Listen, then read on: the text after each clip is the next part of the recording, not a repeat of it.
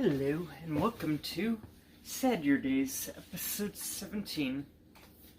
As has become the status quo, I will be reading for you stories, just 3 of them, from the Readsy blog. All of these are contest entries. Some of them won, some of them didn't. They're still good stories regardless.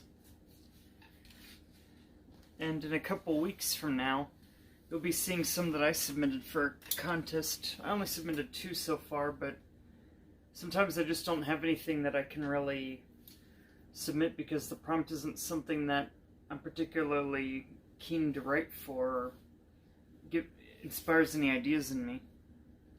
That being the case, to aid me in this, I will have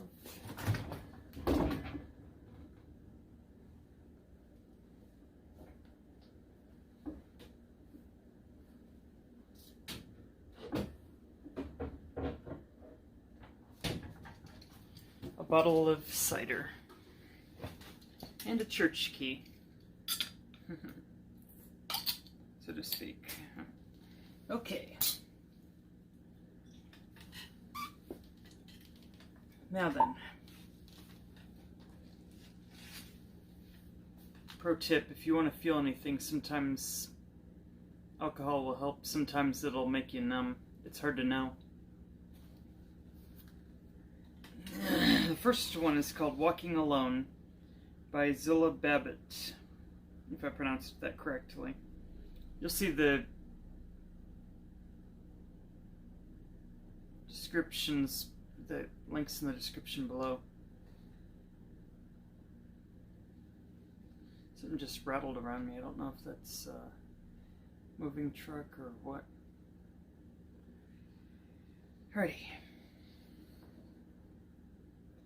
It was submitted for contest number 1 all the way back in August 4th, 2019 when it all began. It was written in response to Write a Story About a Sweet 16. It's classified as coming of age and sad. My dearest baby daughter, in 16 years your father will give this letter to you. You don't know me and may never know. I'm your mother. Why should I write to you? Why should I ever make myself known to you? I do so because I love you. I do so because I want you to know that I love the gray drizzle of rain in the early morning and the music of Beethoven. I mean Beethoven. But, alrighty. I do so because of an old yellow umbrella I once owned as a child. I could not bear it if you knew nothing of me. I could not bear it if I did not tell you the story of my yellow umbrella. I have so much to tell you, my own, my love, so much. There's so much of life I must tell you. Whisper into your perfect tiny ear while you're still so innocent. There's so much in the world. I cannot let you travel through life alone.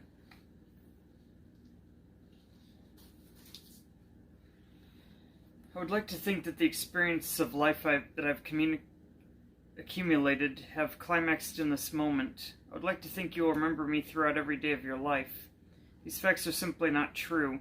My memories, my history, my family, my loves and losses, and laughters and tears are all but a trickle of stardust in a universe of supernova. You will come to understand this as you grow old and live on your life on your own. My mother was named Magnolia. My father was named Richard. And they met when they were young, 12 and 13 respectively. They were married 8 years later. I'm the 6th of 9 children. Why do I tell you this? Because of life. I want you, as you live, to have a solid foundation at your back, a simple, loving foundation of family heritage. With you always is the history of your grandmother and mother and great-great-aunts. Your name will be the one that I love, one that has history, and I will tell you why. Your name is such because of my mother, my grandmother, and my favorite great-aunt. Verity, the best painter I've ever encountered. You will take their names because I give them to you. Your father, don't get me started on him. Him I love more than I love the sea. I love him more than taffy candy and the color orange put together. We met in high school, that first freshman day in high school. He asked me out right after graduation. We were married when I was 22 and he was 23. I got pregnant with you 3 years later. I'm 25 now and I have so much to say and so little space and time to say it. My own Beatrice, what do I say to a daughter who I've never seen before? Do I tell her I love her, that I've always loved her and always will always love her? Do I tell her why she will never be able to see my face and will grow up with only a father in her life? Do I tell her what my favorite book has been, my favorite composer, what I hope her career will be? Can I tell her that the love of a mother for her child is so strong that it burns? No, I cannot, for I've come to see things in my own way. Through living life of my own, I grew up, Beatrice, without my mother. My grandfather raised me. I've never known a mother, and I deplored the tradition which seems to haunt our line. My mother was raised by her father as well, and you will be as well. My first child, my first and only most beloved child, I cannot say how hard it will be for you, walking alone through life without me, or how hard it will be for me to go on without you. I write this letter because of many things. I've said this. I write this because of Dickens. I write this because of you. I write this because of the calico cat I owned when I was 15. The cat that came from a homeless shelter in Montana all the way back home to Dallas. My yellow umbrella as well has affected this letter. The other bed tucked into the envelope is from that umbrella. When I was 5, I ran away. My grandfather told me the truth about why I didn't have a mother, so I ran outside into the rain with my umbrella because I was going to find her. I walked for miles that day. I still remember how my legs ached and how my stomach complained. All I had was the picture of my mother that grandfather had given me, and that yellow umbrella. I walked from the small book-infested white house where we lived to the wealthy end in town, where the sidewalks are wider than I was tall, and the house fronts rose up high and looming and storming, clashing sky. I curled up on the doorstep and dreamed away the tears. When I woke up, I was in the arms of my grandfather. He'd been searching all day, all night for me and my little yellow umbrella. He was so relieved to see that the bubble of yellow that I'd put up around me against the rain. I hope and I pray, dearest Beatrice, that you will have no such experience. I've kept the umbrella ever since. The color has faded, but the memories have not. My Beatrice, I love you more than the tongue can tell you. I could say no more than that if the doctor's words prove true, and you will indeed grow up without me. And I want you to know this. I love you. I have always loved you. I will always love you. I trust you, and if I had lived, I would never have stopped loving you. I've instructed your father to give you this letter on the day you turn 16. Sweet 16, because I believe that at that age you will understand better. I feel the beginnings of labor now. I will do my best in the next day or so, but that is all I can promise. Your mother. And that was Walking Alone. Final thoughts? Short, but very, very sad. I mean, there's really no other way to put it. You know, this is a mother who, I guess, comes from a line that had always had the mother die giving birth to the child. And to think that even in our modern time, presuming it takes place then, we could still have people who are afflicted that way. It's, well, it really makes it all the more meaningful that people are still willing to have children even knowing that risk, and even more so that they prepare for the possibility that it's going to be that way, and they leave a message that is meaningful to be given at an appropriate time. That being the case, I really don't have any feedback I can give them with respect to how they can improve it. I mean, it was a short story contest, and they're not supposed to go over a certain amount of characters with it. Would I like to see this turned into a book or movie? Yeah, I think I would. I would like to kind of get a sense for at least the depth of how far this went, you know, what kinds of antics the the mother and father got up to before they eventually decided to settle down and have the child. Even though I'm not normally one for romance movies or things of the like. So that's pretty much my thoughts in a nutshell. As I said, I'm not going to critique the length of these things since these are contest entries and they have specific rules that they follow. So I'm not going to be harsh if they're a little bit shorter than I'd like them to be otherwise.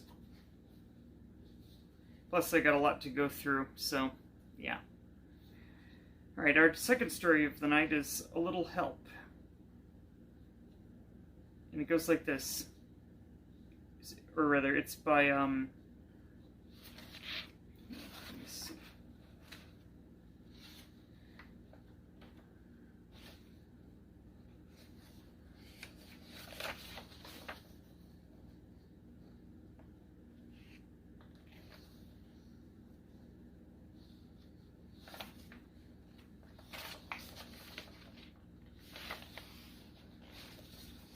Well, the credits will be in the description below. It seems that in my haste to copy and paste this, I did not get the author's name.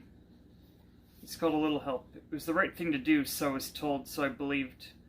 Focus on my job for 20 years and it'll provide for my family for life. Good salary while working, good pension, and benefits afterwards. Finding the discomfort of a stable job like that took several wasted years. During those years I made many friends. Few of those would be with me far beyond the typical transient cycle of fickle friends. Though years and distance separated us, I stayed in touch with one friend from college. Support and care were obvious during our visits, as though the years were just weeks. Friends for life depends on how you define friend and what you expect from them. If we lived closer, we would spend most of our free time together.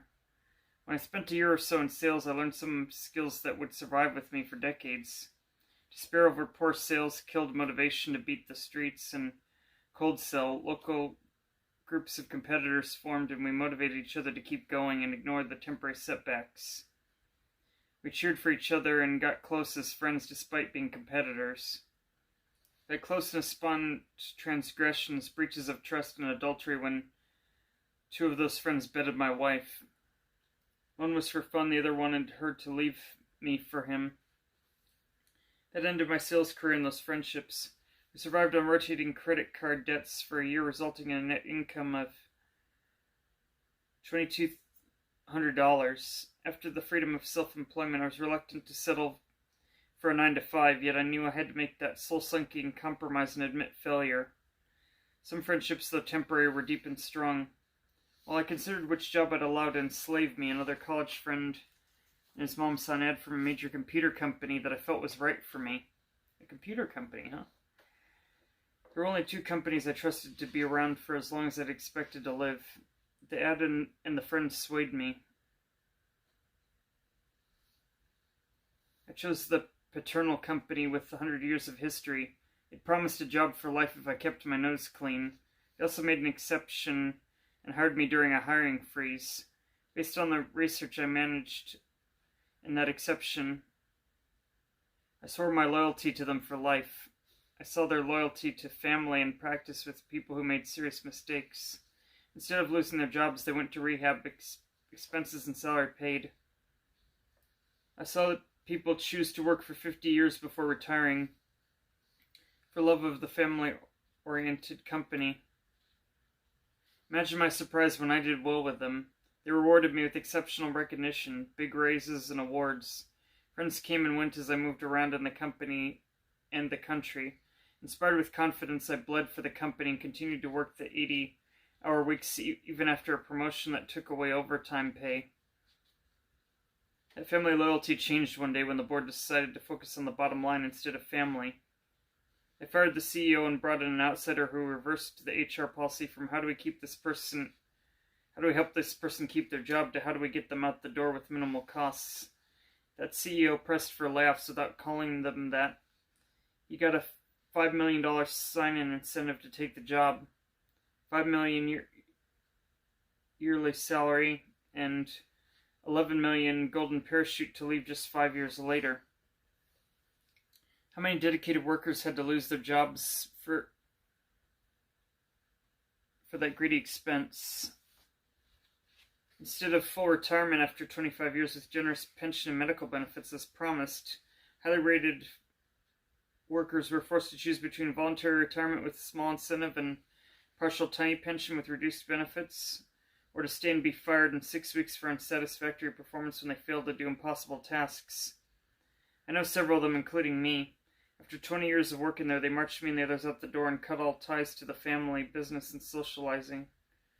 The separation, cold shoulder, newfound isolation were as devastating as a divorce due to the deep pain from broken promises from an entity that swore lifelong fidelity. Much like the vow of marriage, now CEOs came in with huge salaries and benefits, and more skilled workers were officially laid off. Stock prices rallied briefly. Finally, the legless company imploded, filed Chapter 11 and closed its doors. Retired workers lost their pensions. The holdouts lost everything.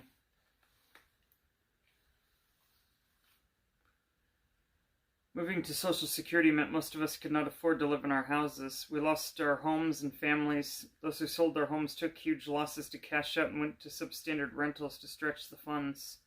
Word spread of suicides. A couple in the company parking lots with accusatory notes left behind. Since I could carry anything but a tune, I was always embarrassed to sing. My wife constantly encouraged me to sing with her. When I trusted her support and braved singing a tune with her, she ridiculed it. I joked that was why she got up and walked out on me. So what if I sang out of key? When my funds ran out a few years later, I looked for a little help from my friends. I didn't have any. Living on the dole meant no parties, no gifts, no expensive socializing, no friends. What did I have when my wife walked away? Yes, I worried about being alone to face a loveless life and medical issues. How do I feel at the end of my life? Like I wasted my life and now it is ending alone. After 40 years of being picky about a new mate, I looked for less than the mismatch I had. Could it be anybody? Not just anybody, but I realized I do need someone to love. Someone who will at least pretend to love me back for life, though I never did before. I'll convince myself to believe in love at first sight. Is paying for the mockery with the last of my funds an option? Until this point, I never considered one. With the little time left to me, I must count my Medicaid-supplied nurses as the last of my friends, especially the horny, ugly Mary Jane who brings some medical MJ and other relief. It is still possible to get high with a little help from a friend. At least I will try with a little help from my friend, Mother Mary, welcoming me home. Mother Mary, welcome me home. And that was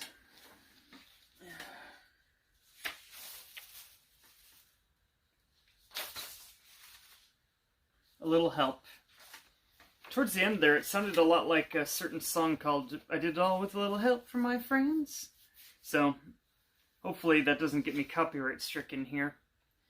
That being the case, yeah, it was a interesting story, and unfortunately it's the all too tragic tale that'll be the very basis for which I do my mystery novel, at least for one of the suspects. Whether he'll actually be the one who done it, I don't know, but he'd be too obvious at this point in the story I've been writing.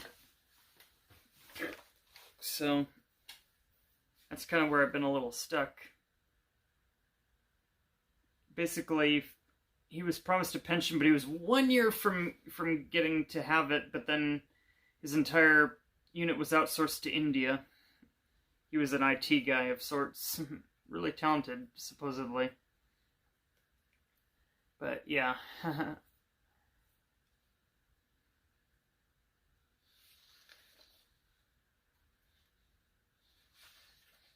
Let's see.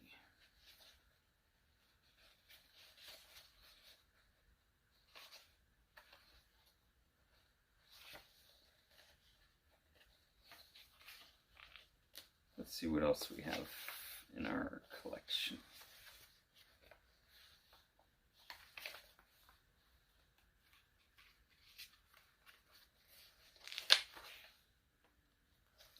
Alright, so for our last story we have The Runner by Matthew Langford. And the categories are bedtime, sad, and fiction. Yeah, because it's Sadurdays, I'm only going to choose the sad pieces for this show. So here we go. Mark had a dream a few nights ago. There's no explanation as to the circumstances that gave rise to the event that I'm reluctant to make an attempt to interpret its significance. I've always found Freudian arguments unconvincing and never quite believed that Yosef, he of the multicolored coat, predicted 7 years of famine and plenty after listening to an overactive imagination of a pharaoh. The skepticism is reinforced by the nature of dreams as transient images. Details disappear with the dawn of the new day, and the best we can hope for is a partial view of the main theme. Though a glass darkly does not provide the best perspective, and yet for some reason they continue to be endowed with unquestionable wisdom. It is as if we're glimpsing into a world beyond our everyday understandable one, which is undoubtedly more powerful and mysterious. I'll therefore recollect Mark's vision without making any pretense of accurate description. Artistic license has been employed to paper over the cracks, and I can't vouch for its accuracy in the first place.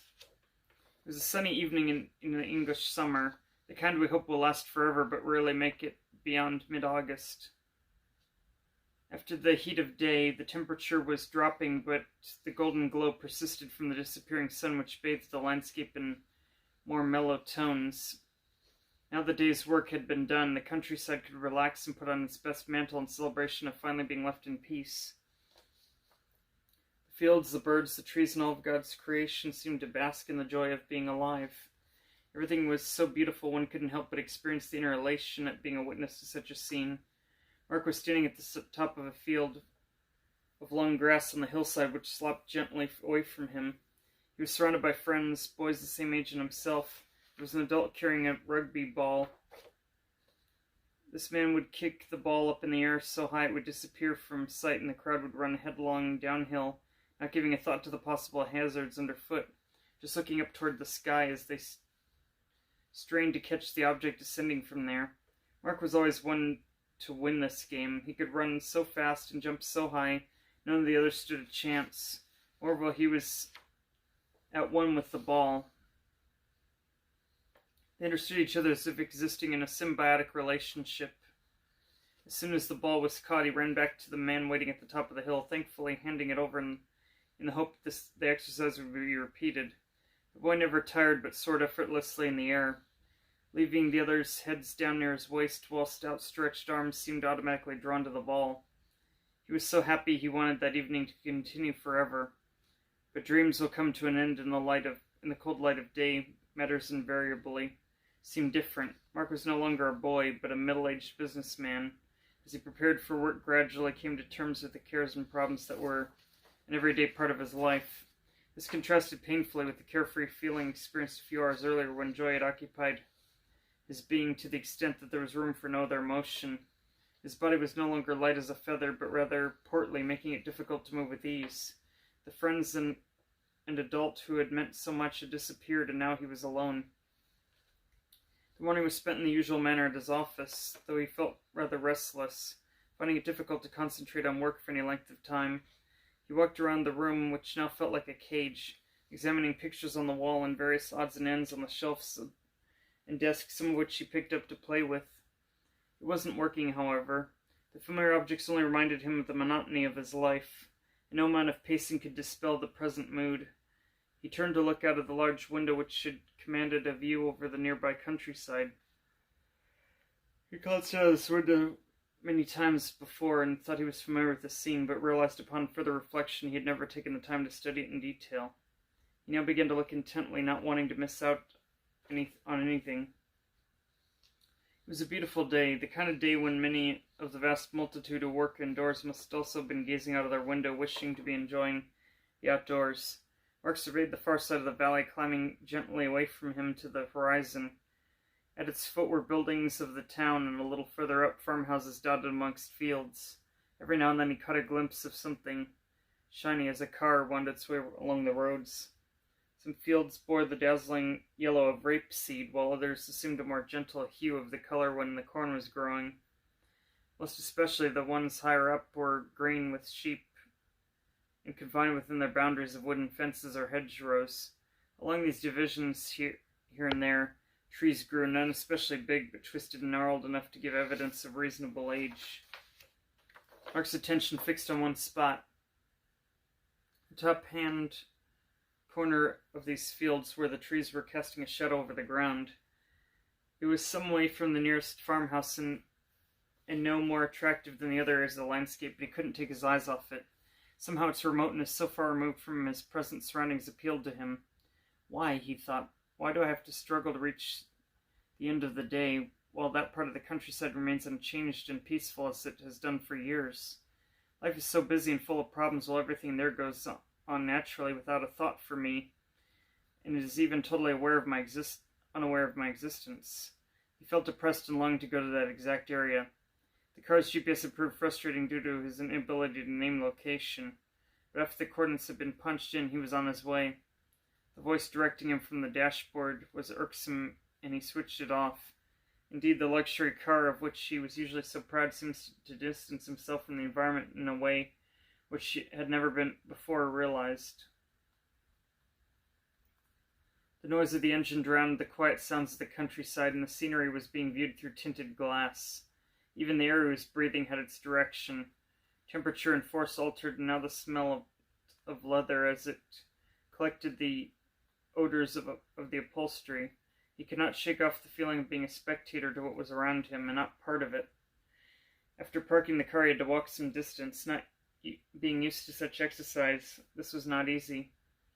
The way was difficult and overgrown in parts, and he certainly wasn't dressed for such an expedition. The shiny black shoes soon became muddy, and the expensive jacket caught on thorns. The warm weather combined with inappropriate clothing caused him to perspire profusely. Not being sure if he was walking on private property, Mark was relieved at not being challenged, as he would have found it rather embarrassing to explain his presence. He arrived at his destination after what seemed like a long time, but was probably no more than 10 minutes. The area didn't seem as special as it had done from a distance, and now he was here. He didn't really know what to do with himself, or what it was he wanted. Perhaps there existed some vague notion of trying to capture its mood, to be at one with it, but as he surveyed the scene, he was afraid of even sitting down on the ground for fear of dirtying his trousers. Sure, he could buy this field, but that wouldn't overcome the feeling of being alienated from it. Like one of those ladies who stared out of the computer screen when he visited sites he knew he shouldn't. He could violate them, but never get them to love him. It seemed he would never be anything but a spectator, and although it was an unsatisfactory state of affairs, there was nothing he could do about it. The flies were bothering him now, and this added to his physical discomfiture. He was becoming angry with himself for being so stupid, and left hastily without looking back, resolving to continue with life as before. And that was The Runner. Final thoughts? Interesting. I was fully expecting that this would be a story about someone who was a track competitor or something based on the title. Probably a lot of you thought the same thing at first. But it was actually a surprisingly well done piece that kind of explains that, the grass is greener on the other side. We think and seek for that which we do not have, but when we get there, we may realize, maybe this wasn't as good as I thought it was going to be. And so, with that, we end up returning what we bought if it's an item, or we come to regret our decision to have ever made the journey. That being the case, that was our last story for this episode of Sadurdays. I hope you enjoyed it, and feel free to like, comment, subscribe, follow any of my playlists below, support the show at the Forsaken Scribe Shop, or anything that you normally would. So, yeah. With that, this has been the Forsaken Scribe, and may you have reconnected to some emotion within yourself, or otherwise been amused by this. Thank you. Bye.